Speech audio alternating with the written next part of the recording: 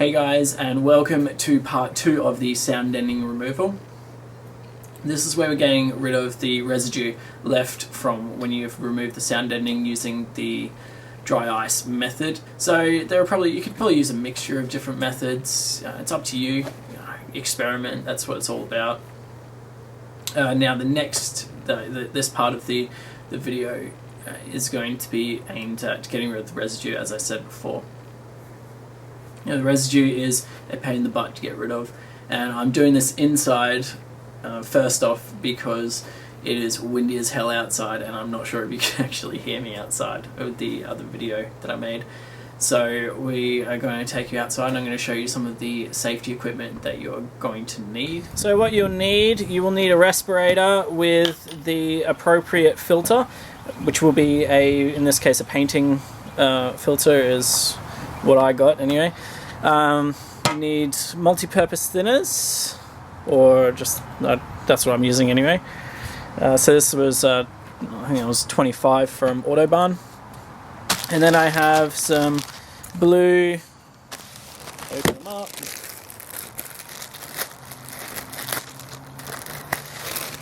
I got some blue gloves.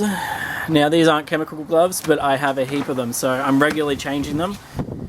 They do tend to expand a little bit, which is kind of worrying, but I don't feel it on my fingers at all, so that's a plus. Alright guys, I'm going to try to do this the best I can, but what I'm going to do is I've got a bag of rags here that you can't really see on the screen.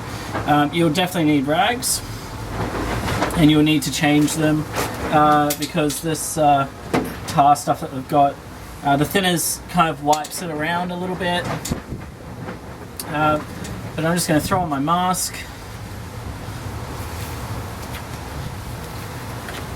And I'm sorry if you can't really hear me, but I'm going to try and do this the best I can with showing you at the same time.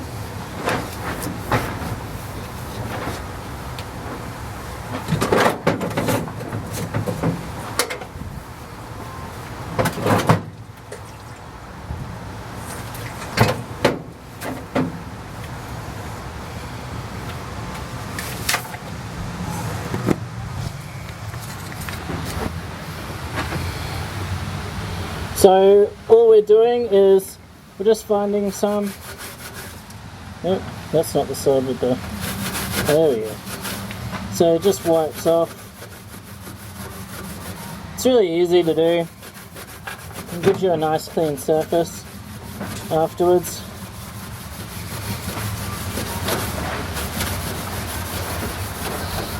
Now if you have any troublesome spots, for example this spot right here, you just get your little scraper or whatever you're using, just gently get it up. I do realise I'm scratching this, but I'm going to be painting it anyway, so it's not too much of a hassle. And then it's gone. So you just keep doing that around the car. And you just keep going around and you just keep cleaning it. It's going to take you a while to do this.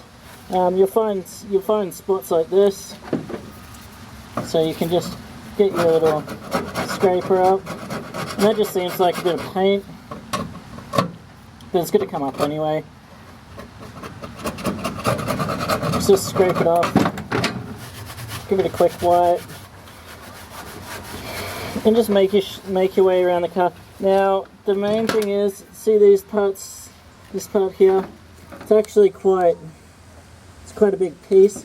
So try and get the big pieces off first, because it'll take ages for the thinners to go through it. See how it's nice and thin now. Just give it a little wipe. And it takes a while, but the end result is well worth it. Now I'll show you what one I prepared earlier. So this is one that I've done earlier. Now this stuff here is just basically just dust now.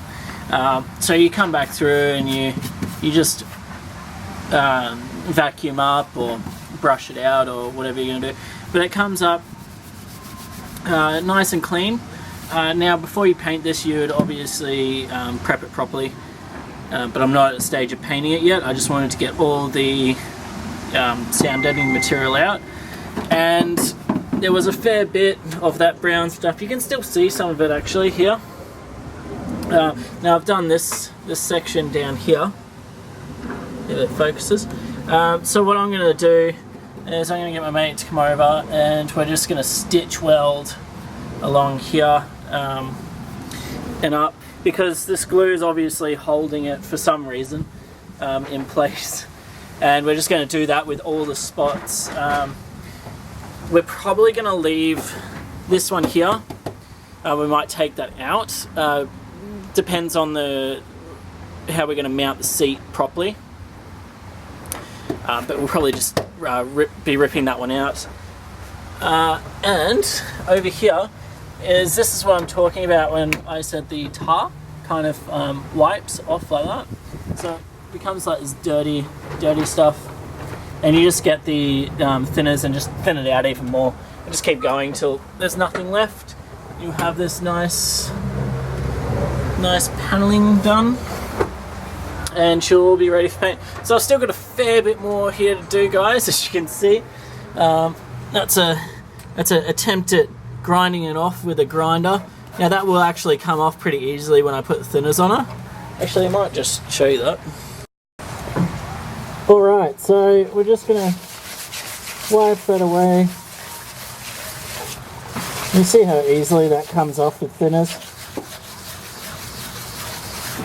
Just wipes away, and in places like this you will get a fair bit of residue.